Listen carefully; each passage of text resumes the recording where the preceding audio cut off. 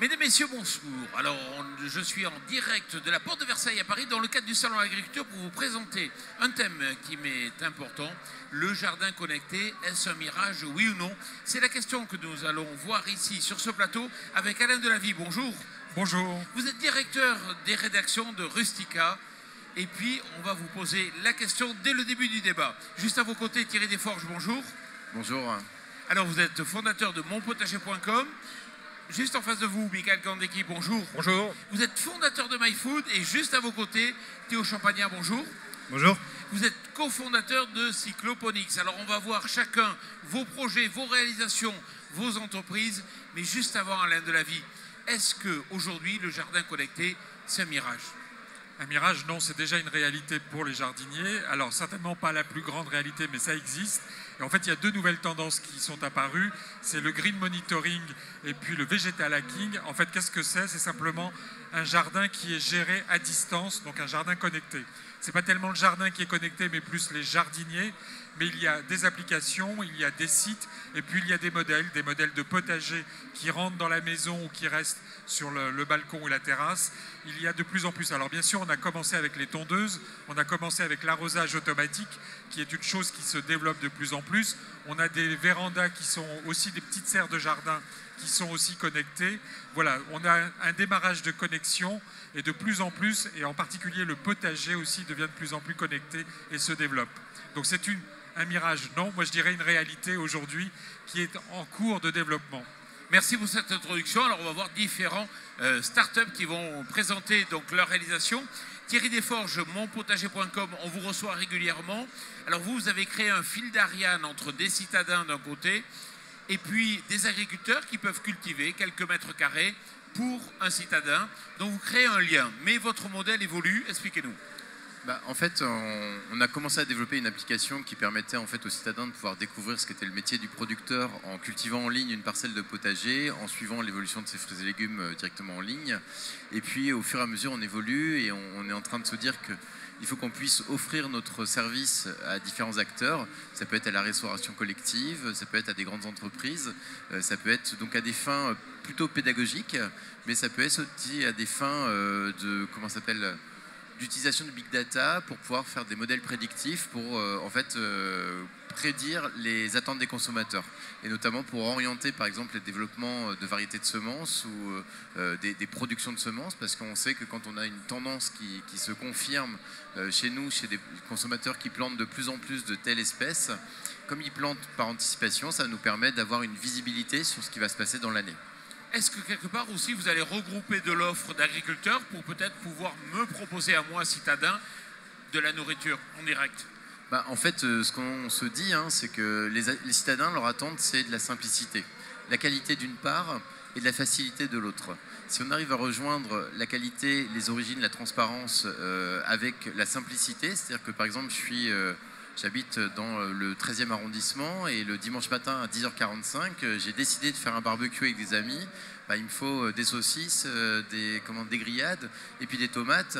Et il faut que nous, on arrive à anticiper cette demande pour pouvoir préacheminer les produits, pour avoir un système logistique qui soit très simplifié et que le client, en quelques minutes, voire en un quart d'heure, puisse se faire livrer ses produits pour un coût qui est très raisonnable. Et c'est tout l'enjeu de nos développements. Ça veut dire que vous rentrez vraiment dans la data et le prédictif, c'est-à-dire qu'avant même qu'on en ait envie, vous allez pouvoir nous le proposer? Oui, de toute façon, c'est tout l'enjeu de l'utilisation du big data aujourd'hui, c'est d'arriver à faire des modèles prédictifs. Alors on en parle en gestion de risque, par exemple pour les exploitations agricoles. Tout l'enjeu de cette utilisation de la data pour avoir des modèles de gestion de risque qui soient optimisés. C'est aussi vrai pour l'alimentation humaine, c'est de gérer le risque, de gérer l'acheminement, la logistique, et c'est tout l'enjeu de notre métier, c'est d'être extrêmement performant en termes de logistique, du produit frais, du produit sec et du produit de première transformation issu des fermes locales ou régionales. Alors vous êtes vous-même agriculteur, c'est vrai que nous ça fait quelques années qu'on parle d'agriculture urbaine dans le monde agricole. Jusqu'à présent le monde agricole regardait un peu comme une poule regarde un couteau. Est-ce que vous sentez aujourd'hui que vos voisins par exemple s'engagent de plus en plus dans cette ouverture? Alors c'est vrai que quand on discute, moi je suis aussi actif avec les jeunes agriculteurs de ma région en tant que jeune agriculteur moi-même, et c'est vrai que le fait qu'on commence à discuter régulièrement de ces sujets mobilise l'esprit des agriculteurs. Et c'est très récent, par exemple, que les agriculteurs d'Île-de-France participent au projet des pariculteurs. Ça veut dire qu'il y a une prise de conscience que les agriculteurs ne peuvent pas être mis à l'écart des projets qui sont dits d'agriculture urbaine, parce que c'est eux qui ont le savoir-faire, c'est eux qui finalement ont l'expérience, l'expertise, et on peut pas. Enfin, je pense que c'est vraiment important qu'ils soient impliqués dans ces projets.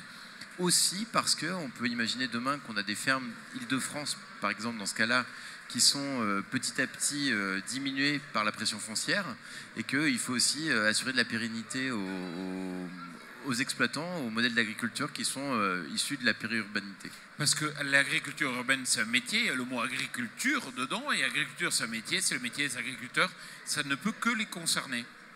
Oui, alors c'est vrai que quand on a commencé à parler d'agriculture urbaine, moi j'avais tendance à parler plutôt de jardinage urbain, parce qu'on va certainement en parler après, mais je trouvais que les modèles économiques n'étaient pas consolidés. Et tant qu'on n'a pas un modèle économique qui n'est pas consolidé, on ne peut pas parler d'agriculture, parce que la finalité même de l'agriculture, c'est le résultat. Voilà, il faut vivre du métier d'agriculteur, et c'est la définition même de l'agriculture. Tant qu'on est dans une approche qui est plus finalement pédagogique, plus orientée vers des projets sociaux ou sociétaux, pour moi, on n'était pas dans l'agriculture. Et puis ma vision a évolué. Et ma vision, elle est allée plus vers quelque chose qui doit dire que ces projets d'agriculture urbaine doivent vraiment être le lien entre une vision globale de l'agriculture telle qu'on peut la trouver, et avec les citadins qui sont 80% de la population française et qui doivent avoir une connexion et qui doivent comprendre les modèles agricoles pour pouvoir consommer avec confiance les produits qui sont issus de nos campagnes. Tout à fait, merci beaucoup. Michael Gandecki, MyFood, quel est le service que vous proposez ou le produit? Alors nous, MyFood, c'est des serres connectées, clés en main, qui permettent aux particuliers, mais pas seulement, d'aller vers plus d'autonomie alimentaire. Donc on était là l'année dernière, on a rencontré Fabrizio de Seedfox et on a maintenant une serre connectée, voilà, qui peut s'installer en un jour, qui va fonctionner depuis n'importe où avec ses panneaux solaires et qui sera en permanence en train d'échanger de l'information avec le fameux Internet des objets. Donc effectivement, il y a du traitement de la donnée, il y a de l'intelligence artificielle et il y a aussi une gestion qui est simplifiée. Donc on est là au salon après un an d'existence, une trentaine de serres connectées en Europe, de Courtrai jusqu'à Tarragona, et nos amis de Seedfox nous ont ouvert des marchés, voilà, du côté du Mexique, de l'Australie, de la Nouvelle-Zélande, voilà, donc on est plutôt content de ça. Expliquez-moi bien le principe, ça repose sur l'aquaponie. Alors effectivement, il y a une partie aquaponie, une partie donc verticale, donc on va travailler sur des petits espaces, des espaces productifs, des espaces qui vont se travailler de manière ergonomique, à hauteur d'homme, sans se casser le dos, mais on combine aussi des buts de permaculture à l'intérieur, à l'extérieur de la serre. Ces deux systèmes se combinent, sont aussi en symbiose entre eux et se partagent aussi les mêmes petits insectes pollinisateurs. D'accord. Mais le principe, c'est qu'effectivement, on a des cultures, supposons verticales, sur des supports de culture, avec de l'eau, et en bas. Voilà, donc le principe de l'aquaponie, c'est vrai que l'année dernière c'était un peu la grande nouveauté, aujourd'hui de nombreux acteurs sont là, donc je vais faire un peu de pédagogie encore, donc il faut. Donc il y a des poissons dans l'eau, ces poissons via leur déjection vont produire de l'ammoniac qui seront décomposés en nitrate puis en nitrite par des petites bactéries, et nous cette eau là chargée et pompée au niveau du haut de nos tours, dans lesquelles les végétaux vont venir puiser ce qu'elles ont besoin, filtrer l'eau, et l'eau est en cycle fermé, donc c'est très vertueux, c'est très productif, économiquement ça fait du sens. Et je ne le dis pas assez, il n'y a pas de pesticides, pas de traitement, très peu d'entrants et des rendements vraiment très intéressants. Nous, actuellement, on a des pionniers qui nous ont suivis, donc c'est 30 pionniers qui ont fait l'acquisition de ce matériel chez eux, avec un niveau d'expérience variable, ça va de l'entrepreneur jusqu'au bon père de famille, jusqu'au restaurateur, et on a pu démontrer des productions de plusieurs centaines de kilos de légumes par an sur nos unités de production. Oui, puisque vous allez même plus loin, vous dites que votre système doit permettre l'autonomie alimentaire d'une famille de 4 personnes. Alors on le dit, on le prouve, donc on a beaucoup de transparence vis-à-vis de nos résultats, de nos expériences, des études en sortie, donc nous on publie un maximum de choses pour vraiment avoir cette confiance aujourd'hui qui est réclamée sur ces aspects hyper locaux. 450 kg végétaux. Oui, et effectivement. 50 kg de poissons. Alors poissons, on n'est pas obligé d'avoir des poissons. C'est vrai que les gens parfois s'attachent un peu à leurs poissons parce que on leur donne à manger un peu tous les jours. Et on peut avoir des poissons ornementaux. Donc c'est pas une obligation de manger ces poissons. Mais ça peut être bien aussi. Mais les poissons sont bons? Tout à fait. Alors on aurait rêvé pour ce salon de pouvoir faire goûter les poissons. Pour des raisons de logistique aussi, bon, de biologie, on ne peut pas le faire. Peut-être l'année prochaine, bon, on est déjà capable de faire goûter ce qui se passe dans les tours. On pourra aussi faire un petit stand avec les poissons. Des carpes, mais aussi Alors des carpes, quand les conditions sont présentes, des tilapias, des poissons de Saint-Jean. On va travailler sur ces poissons-là qui sont vraiment bons pour l'aquaponie, hein, donc ils vont remuer beaucoup le sol. Et côté végétaux? Alors les végétaux dans les tours, tout ce qui a racines courtes, donc là maintenant on a un panachage de pas mal de choses, des haricots, des fraises hein, comme Agricool, des salades, des petites tomates, etc. Donc tout ce qui a racines courtes et qui complète la partie permaculture, où il y aura des végétaux un peu plus conséquents. Voilà. Le coût d'une serre entre 4 000 et 8 000 euros? Tout à fait. Donc depuis l'année dernière, on a proposé un modèle City hein, pour nos amis parisiens. Donc on est présent au Blanc-Ménil, à Bois-Colombes, etc. Donc un petit modèle qui embarque toute notre technologie sur quelques mètres carrés. Effectivement, les prix d'entrée, c'est un peu plus de 4 000 euros. Et le modèle familial de 22 mètres carrés, on est aux alentours de 8 000 euros, clé en main, livré chez vous, installé en une journée.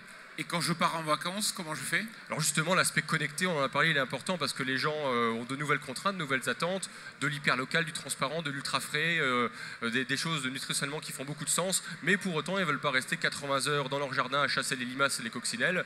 Voilà, avec le temps qu'on a en ce moment, on n'y échappera pas non plus cette année. Donc il y a la possibilité d'avoir un environnement contrôlé et visuellement accessible à distance. Voilà, donc les applications sont là pour faire ce petit travail d'analyse des données et pousser des notifications intelligentes directement sur les smartphones.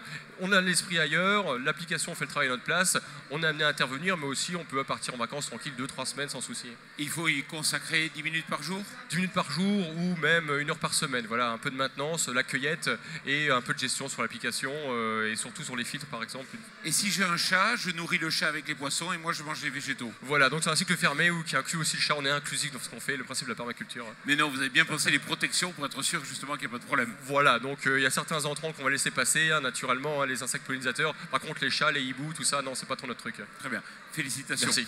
Théo Champagnat, cofondateur de Cycloponics. Votre start-up, c'est quoi? Vous proposez quoi? Notre start-up, simplement, elle a pour but de montrer qu'il y a un modèle économique qui est possible en ville. Et on fait ça comment? On met en place en fait des fermes urbaines dans les souterrains des villes. Il y a plusieurs raisons à ça. D'abord, ça nous permet d'avoir un environnement qu'on contrôle. Il y a des coûts d'installation qui sont 4 à 5 fois plus bas qu'une serre sur un toit, par exemple. Et ça répond à des problématiques qu'ont les bailleurs, en fait. Ils ont souvent des endroits qui ne... Par exemple, dans le cas des parkings souterrains, ils ont des taux d'occupation en chute libre depuis 15 ans et ils se retrouvent avec des énormes surfaces en ville où peu de choses peuvent être faites. Et nous, en fait, on arrive avec une solution pour produire et créer de l'emploi et simplement démontrer le modèle économique. Donc, ces fermes urbaines souterraines, l'avantage c'est qu'effectivement, le loyer est moins cher. En revanche, il n'y a pas le soleil. Non, il n'y a pas de soleil, c'est vrai. Après, on a différents types de cultures déjà. On va faire du maraîchage en hydroponie et sur terreau. Donc là, évidemment, on est clair, les plantes ont besoin de photosynthèse. Mais après, on essaie de mettre en avant des cultures qui ont moins besoin de photosynthèse, comme des champignons, des endives. Le forçage d'endives, ça se fait dans le noir. Tout ça, c'est des systèmes qui sont compatibles avec l'hydroponie. Donc voilà. C'est un super projet parce que dans les villes, il va y avoir de plus en plus, on peut le supposer, la voiture qui va reculer, entre guillemets, donc des superficies qui vont être libérées. Vous en êtes où aujourd'hui? Alors concrètement, on a déjà réhabilité un site à Strasbourg, c'était une ancienne poudrière qui fait 250 mètres carrés, qui entre en production ce mois-ci. Là, le but, c'est de tester ça à plus petite échelle. Au niveau du site de Paris, donc, il y a un parking souterrain de 3500 mètres carrés qu'on a remporté suite à l'appel d'offres à projet pariculteur en novembre dernier. Donc là, on dépose à peine le permis de construire. Dans 3 mois, ce sera validé, on va dire. Et d'ici l'été, on aura les premières productions qui vont arriver, on espère. Et est-ce que vous pensez faire visiter le lieu? Est-ce que les gens vont venir cueillir leur production ou pas? C'était l'idée à la base de faire rentrer le public un maximum dans le site.